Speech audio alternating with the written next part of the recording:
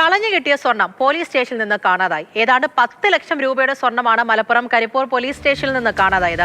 അഞ്ജന സുകുമാരൻ വിവരങ്ങളുമായി ചേരുന്നുണ്ട്. അഞ്ജന, അങ്ങനെ സംഭവിക്കാൻ പാടില്ലാത്തതാണല്ലോ, അങ്ങനെ സ്റ്റേഷനിൽ നിന്ന് പോകാൻ പറ്റില്ല. ഇപ്പോൾ എന്താണ് ഇതിൽ പോലീസ് നൽകുന്ന ഒരു വിശദീകരണം? അങ്ങനെ സംഭവിക്കാൻ പാടില്ലാത്തതാണ്, പക്ഷേ നിർഭാഗ്യവശാൽ അങ്ങനെ സംഭവിച്ചിരിക്കുന്നു എന്നുള്ളതാണ്. പല കാലയളവുകളിലായി പല ആളുകൾ, നാട്ടുകാരുൾപ്പെടെ ഈ കളഞ്ഞു കിട്ടിയ സ്വർണ്ണാഭരണങ്ങൾ പോലീസ് സ്റ്റേഷനിൽ ഏൽപ്പിച്ചിരുന്നു. ഈ സ്വർണ്ണാഭരണങ്ങളാണ് ഇപ്പോൾ കാണാനില്ല എന്ന് സ്ഥിരീകരിച്ചിരിക്കുന്നത്.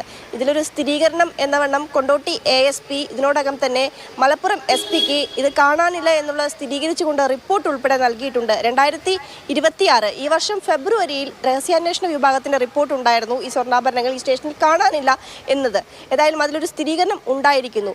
2018 മുൻപും അതോടൊപ്പം തന്നെ അതിനുശേഷവുമുള്ള സ്വർണ്ണാഭരണങ്ങളാണ് ഇത്തരത്തിൽ നഷ്ടപ്പെട്ടിട്ടുള്ളത്. അത് കരിപ്പൂർ എയർപോർട്ടിൽ നിന്നുൾപ്പെടെ ഉദ്യോഗസ്ഥർക്ക് കളഞ്ഞു കിട്ടിയ സ്വർണ്ണാഭരണങ്ങൾ ഇക്കൂട്ടത്തിൽ ഉണ്ടായിരുന്നു. 2018 മുൻപുണ്ടായിരുന്ന ബ്രേസ്ലെറ്റ്, മാല, ഏതാണ്ട് കഴിഞ്ഞ വർഷം 2024 ലഭിച്ച ചില കമ്മലുകൾ, അതോടൊപ്പം തന്നെ മോതിരം തുടങ്ങി നിരവധി സ്വർണ്ണാഭരണങ്ങൾ എല്ലാം കൂടെ ചേർത്തൊരു 10 ലക്ഷം രൂപയിലേറെ വില മതിക്കുന്ന സ്വർണ്ണാഭരണങ്ങളാണ് ഇത്തരത്തിൽ പോലീസ് സ്റ്റേഷനിൽ നിന്നും കളവ് പോയിരിക്കുന്നത്.